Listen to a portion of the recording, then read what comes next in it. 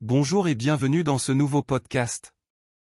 Aujourd'hui, nous allons traiter un sujet qui reste parfois incompréhensible, passionnant mais aussi troublant. Nous sommes partis pour découvrir ensemble le sujet de la médiumnité, mais qu'est-ce que la médiumnité? En avant, pour quelques explications et un peu d'histoire. La médiumnité, un sujet vaste, étrange et à la fois fascinant. Qu'est-ce que la médiumnité? La médiumnité se définit comme la faculté qu'ont certaines personnes, désignées sous le terme de médium, à percevoir et à communiquer avec des entités ou des énergies échappant à nos perceptions ordinaires. Ces entités peuvent provenir d'autres dimensions ou plans d'existence, et la nature des interactions peut varier significativement. Les médiums peuvent éprouver ces connexions à travers diverses modalités telles que des visions, des voix, ou des sensations physiques. Les formes de médiumnité se déclinent en plusieurs catégories distinctes. La clairvoyance est l'une des plus courantes, elle permet à un individu de voir des images ou des scènes provenant de l'au-delà. La clairaudience, quant à elle, est la capacité d'entendre des voix ou des sons émanant de ces dimensions intermédiaires. Enfin, la clairsensibilité ou clairsentience rend possible la perception des émotions et des sensations physiques liées aux entités spirituelles. Il est crucial de distinguer la médiumnité des autres pratiques spirituelles. Contrairement aux pratiques divinatoires telles que la tarot ou l'astrologie, qui reposent sur l'interprétation de symboles et de schémas, la médiumnité s'articule autour d'une interaction directe avec des entités spirituelles. De même, elle se différencie du channeling, qui souvent implique la réception de messages de guides spirituels, et de pratiques telles que la guérison énergétique, où le praticien canalise des énergies pour influencer l'état physique ou émotionnel d'une personne. Les formes et manifestations de la médiumnité sont vastes, et l'expérience de chaque médium est souvent unique. Comprendre cette distinction et ses diverses formes permet de mieux appréhender l'essence et les implications de la médiumnité dans un contexte spirituel plus large. Les premières manifestations de la médiumnité. La médiumnité, bien que souvent associée au mouvement spirituel moderne, trouve ses racines dans des pratiques anciennes présentes à travers diverses civilisations. Les premières manifestations de la médiumnité ont été observées dans des cultures anciennes comme l'Égypte, la Grèce et parmi les peuples indigènes. En Égypte ancienne, les prêtres jouaient souvent le rôle de médiums. Ils étaient considérés comme des intermédiaires privilégiés entre les dieux et les hommes.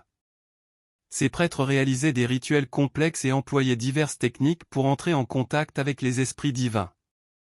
Les temples égyptiens servaient de centres spirituels où des cérémonies étaient conduites pour solliciter l'aide des entités suprahumaines dans la vie quotidienne. En Grèce antique, la médiumnité était également présente, notamment dans les pratiques de l'oracle de Delphes. Les oracles étaient des figures médiumniques respectées, communiquant des messages divins aux rois, guerriers et citoyens. Ces prophétesses entraient dans des états de transe pour transmettre les paroles d'Apollon ou d'autres divinités. Les pratiques similaires étaient observées à travers d'autres régions grecques, comme à Dodone et Claro, où des prêtres et prêtresses servaient de canaux de communication entre le monde humain et le divin. Par ailleurs, les cultures indigènes du monde entier ont également des traditions profondément enracinées dans la médiumnité. Par exemple, les chamans en Sibérie et en Amérique du Nord se livraient à des cérémonies pour entrer en contact avec les esprits de la nature et des ancêtres. Ils utilisaient des tambours, des chants, et des danses rituelles pour atteindre des états modifiés de conscience, permettant d'accéder au monde spirituel. Ces premières pratiques médiumniques, bien que diversifiées dans leur forme et rituels, partageaient une croyance commune en la possibilité de communication avec l'au-delà. Les anciens médiums étaient souvent des figures respectées au sein de leur culture, reflétant la profonde influence spirituelle et sociale de la médiumnité à travers les âges. La médiumnité au Moyen Âge. Durant le Moyen Âge, la perception de la médiumnité était étroitement liée aux croyances religieuses et aux superstitions qui imprégnaient la société de l'époque. La médiumnité, définie comme la capacité à communiquer avec des esprits ou entités spirituelles, suscitait à la fois fascination et crainte. Les individus considérés comme médiums étaient souvent traités avec suspicion en raison de l'influence prépondérante de l'Église catholique, laquelle dominait la vie sociale et spirituelle médiévale. L'Église catholique considérait généralement les pratiques de médiumnité comme une forme de sorcellerie ou de communication avec des forces démoniaques. Les médiums, qu'il s'agisse de femmes ou d'hommes, risquaient d'être accusés de pactes sataniques et de pratiques occultes. Cette méfiance était exacerbée par les chasses aux sorcières qui débutèrent à la fin du Moyen Âge et se poursuivirent jusqu'à la Renaissance, époque à laquelle de nombreuses personnes furent persécutées et exécutées pour leurs liens présumés avec des activités surnaturelles interdites. L'influence de l'Église était déterminante dans le traitement des médiums. Le clergé jouait un rôle central dans la détection et la punition des pratiques jugées hérétiques. Les personnes accusées de médiumnité pouvaient être soumises à des interrogations sévères et des procès pour hérésie, conduisant souvent à des condamnations cruelles. Lors de ces procès, la possession de livres ou d'artefacts considérés comme liés à la magie pouvait suffire pour accuser quelqu'un de sorcellerie. Certaines chroniques médiévales rapportent des cas notables de médiumnité. Par exemple, Jeanne d'Arc, jugée hérétique et sorcière par l'Église pour avoir prétendu entendre des voix et recevoir des visions divines, est l'un des cas les plus célèbres du Moyen Âge. Son procès et son exécution illustrent bien la posture hostile de l'Église à l'égard de toute manifestation de médiumnité. De tels exemples montrent comment les perceptions de la médiumnité et les accusations de sorcellerie étaient souvent imbriquées, menant à des persécutions sévères.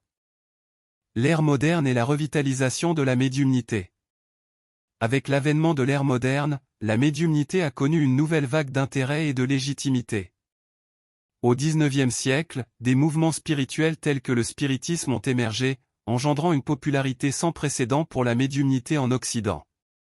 Le spiritisme, en particulier, prétendait offrir des preuves de la vie après la mort par le biais de communication avec les esprits, éprouvant ainsi un attrait massif parmi les populations à la recherche de réponses. Les phénomènes de ce mouvement ont captivé l'imagination des gens et suscité une participation à grande échelle à des séances et des expériences médiumniques. Figures emblématiques comme les Sœurs Fox, originaires de New York, ont joué un rôle crucial dans cette vague de fascination pour la médiumnité.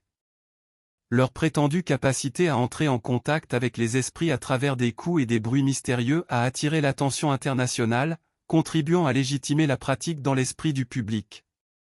De plus, Allan Kardec, un autre pilier de cette époque, a codifié les principes du spiritisme dans ses ouvrages, établissant des bases théoriques et pratiques pour les médiums et les adeptes du spiritisme à travers le monde. Parallèlement à cet intérêt croissant, la révolution scientifique du XIXe siècle a également cherché à expliquer ou à discréditer les prétentions spirituelles. Les scientifiques et les sceptiques ont commencé à mener des enquêtes rigoureuses sur les phénomènes médiumniques, mettant en lumière des occurrences de fraude tout en restant intrigués par certains incidents inexplicables. Des personnalités telles que Sir William Crook et Sir Arthur Conan Doyle ont étudié la médiumnité avec une perspective scientifique, qu'elle soit de vérification ou de réfutation. En définitive, l'ère moderne a vu une revitalisation de la médiumnité, partagée entre l'enthousiasme populaire, les contributions doctrinales des figures spirituelles et les scrutins sceptiques du monde scientifique.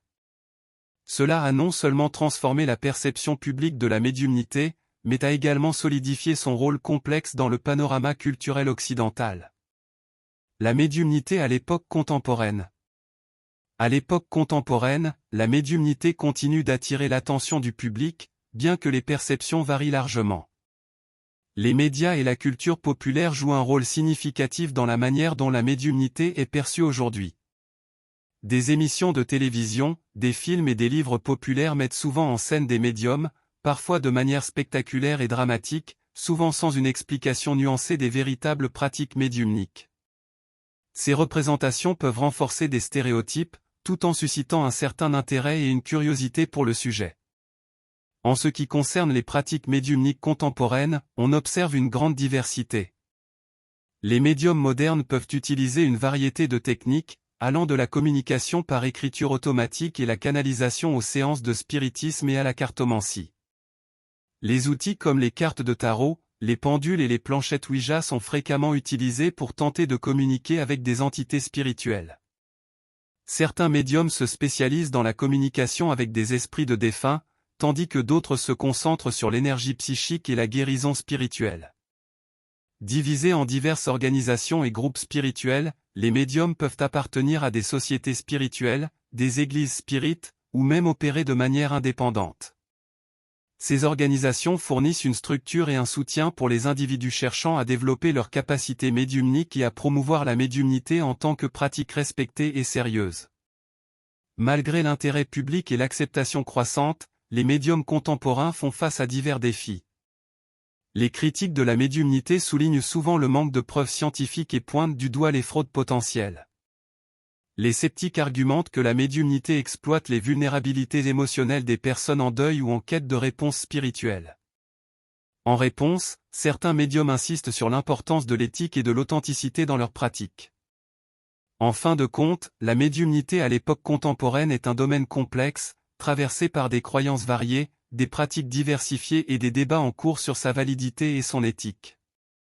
Les médiums modernes continuent de naviguer entre tradition et innovation, tout en répondant aux attentes et aux critiques de la société actuelle. L'avenir de la médiumnité. Dans un monde en constante évolution, la médiumnité, en tant que capacité spirituelle, semble destinée à connaître de nouvelles évolutions et adaptations. Avec l'émergence de technologies sophistiquées et la progression des sciences psychiques, il est probable que la perception et la pratique de la médiumnité soient fondamentalement modifiées dans les années à venir.